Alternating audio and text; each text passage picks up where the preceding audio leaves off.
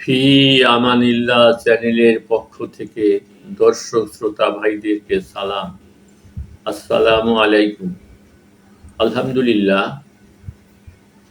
আমি ভালো আছি। আপনারা সবাই ভালো থাকুন। ফি আমানিল্লাহ।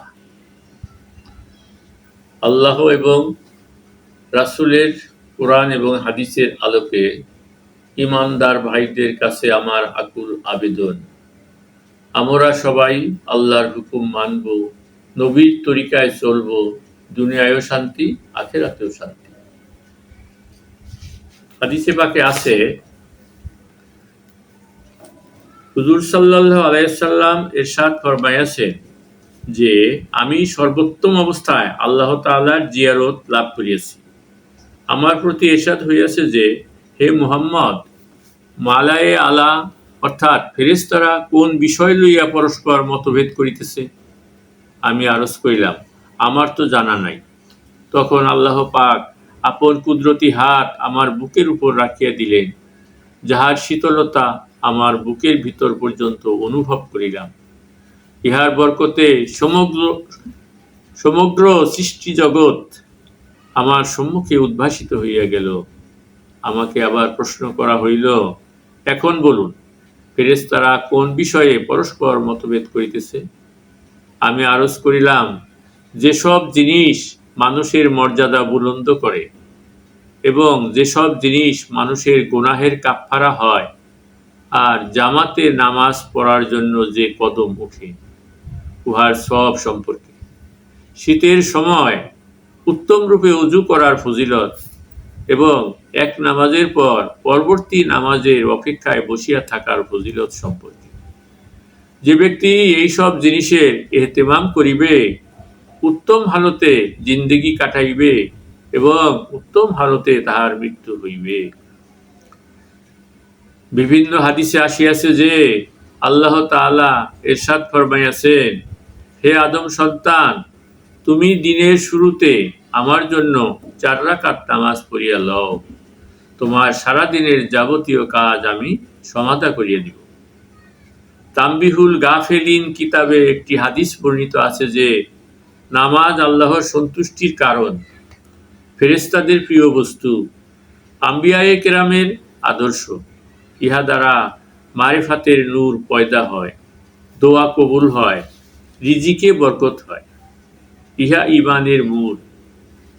শরীরের আরাম, দুশমনের বিরুদ্ধে অস্ত্র, নামাজীর জন্য সুপারিশকারী কবরের চেরাগ ও উহার নির্জনতায় মনোরঞ্জনকারী, মুনকার নকিরের প্রশ্নের উত্তর, কিয়ামতের প্রচণ্ড রৌদ্রে ছায়া, অন্ধকারে আলো, জাহান্নামের আগুনের প্রতিবন্ধক, আমলের পাল্লার ওজন দ্রুত পুলসিরাত পার করিয়া দেয়, জান্নাতের চাবি।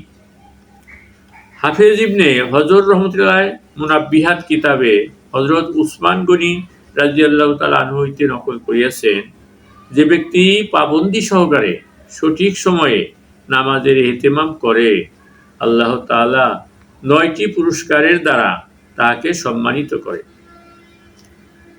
1 নম্বর, আল্লাহ তাআলা স্বয়ং তাহাকে ভালোবাসেন।